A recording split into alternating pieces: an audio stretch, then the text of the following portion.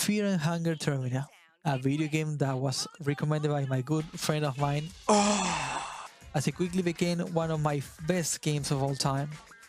From fear and disgust to love and appreciation, this is a tale for another day, of course, as today we are discussing Maso Mode and how one can make this torturing difficulty a lot easier. So without further ado, let's start with this beginner guide on how to tackle it together. You probably don't need introductions to this game if you've clicked this video. You probably already finished the game once or twice, or even more, and you decide the best course of action would be to continue onto a greater challenge. Disclaimer, I have never tackled an essay video like this, so forgive me if I have a hard time figuring this out. Thank you. Let's start with the changes from normal to Maso Mode. Alright, so death masks are more likely to mess up your day. The moon doesn't like when you're outside. There's new encounters that will catch you off guard with your pants off while you're taking a screaming is part of the experience. Wait, no. That's just me. I scream out. You start in day 3, night 3. Excuse me, what? Are you sure this is possible? Eh? Oh, alright. I'll continue then. Huh. There's no hexen in your dreams. Well, duh, of course. But also, what am I supposed to do? Like, how am I supposed to go through the game without leveling? Wait, there's something scribbled down here. Let me see. There's a one-time use hexen somewhere in the game. Well, that works for me. You deal less damage. You take more damage. Mine drains fast as fuck. Oh wait, so if you start day 3, night 3. Every single one of the contestants have moose coach right now, haven't they? That also means you cannot have party members. I mean, I play this game solo, so that doesn't really matter, right? And there's more bullshit that will make you say La concha de tu hermana. Alright, after reading all this aloud, you probably are having a hard time getting into this game now. Or you figure out exactly what to do after knowing what exactly is Maso Mode. Let me explain real quick what I want you to do now after receiving all this information and hopefully digesting it with a cup of water next to you. No. I did not say beer. Put that down. Good. Alright. What most people do when it comes to Maso Mode as well as normal mode would be to look up guides and OP strats so they can kick ass. Alright, I would advise you to not do that. Why, you might ask?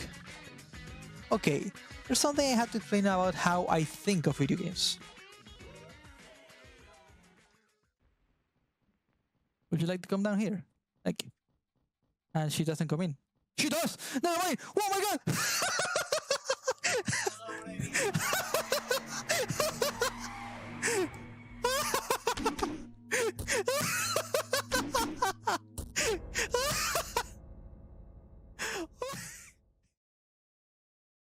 Let's start with the fact that you will be removing the magic that you can experience if you're able to go through the game and figure out strategies as you defeat this Maso Mode by yourself, with your own knowledge, of course, and with your own strats. There is some sort of magic that you can experience if you're able to figure out a strategy that will be used to defeat this insane difficulty by yourself and by your own knowledge. See, Orange made this game and decided to not make almost any tutorials on how things work because he wants players to have that Eureka moment. That special moment when we connect the dots and are able to either break the game or find a specific playstyle that no one uses.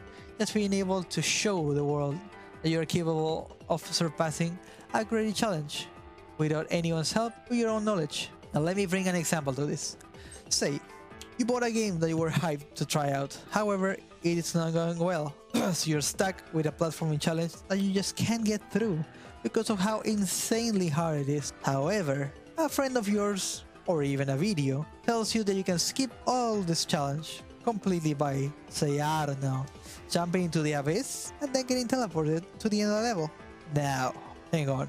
If you're able to figure out that you, yourself, would need to jump to the abyss and find out this secret yourself, it will be more than likely to be an experience to yourself that only you went through it, an amazing feat, something that will leave you breathless throughout the week. Doesn't that sound amazing? Alright, let's imagine the other scenario. Okay, so you were able to skip this and decided to follow and managed to get through a level.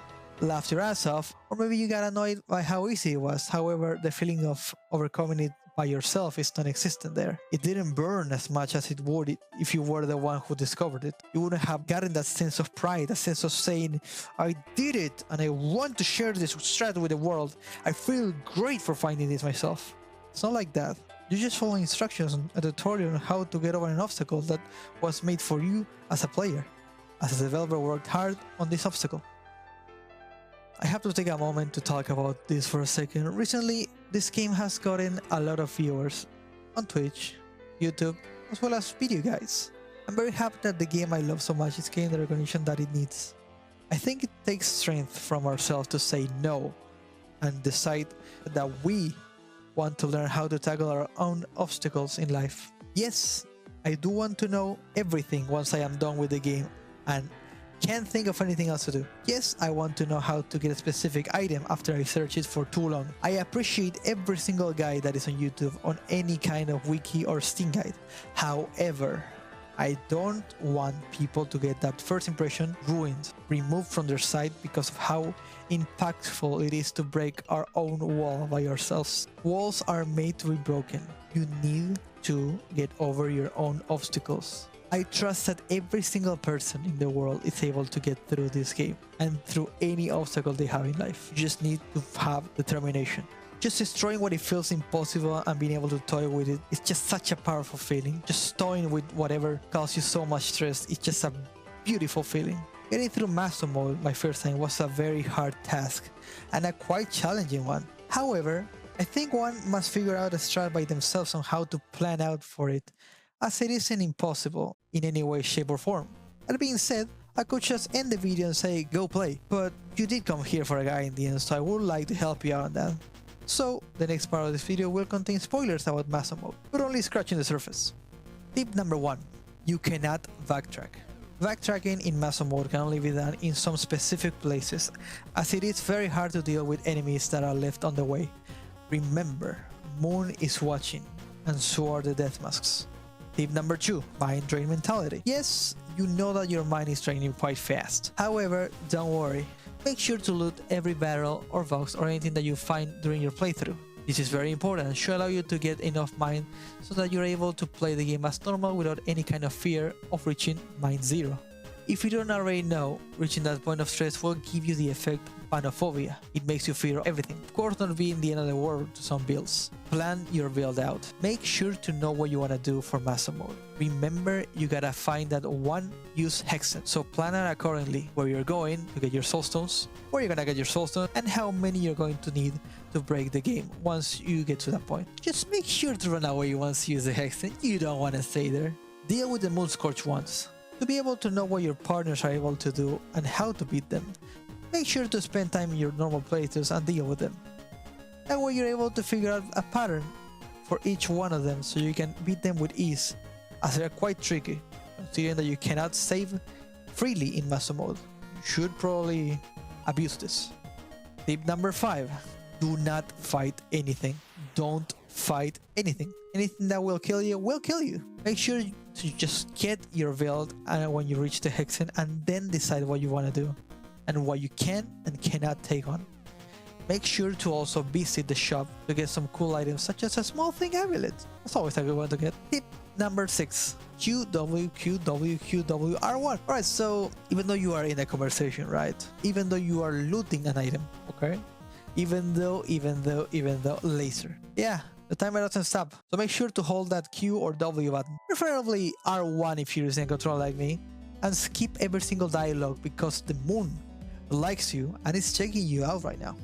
Tip number 7. Don't try to figure out the timer. The moon is precious. The moon is elegant. The moon is also quite the bitch when it comes to the invisible timer. The best way I have dealt with it is just to ignore it. Make sure to try and get indoors as much as possible.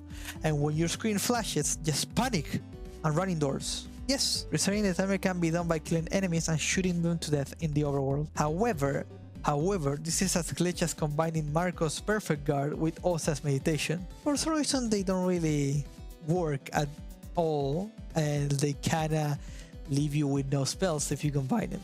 Don't combine that, just saying. Do not attempt to toy with the timer. Always plan a route that has a house or something that will protect you from the timer. Orange is always watching. Miro is always watching. Disclaimer.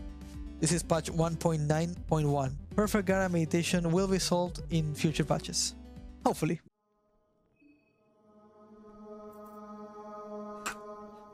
Oh, I held my breath so badly there. Oh. Oh.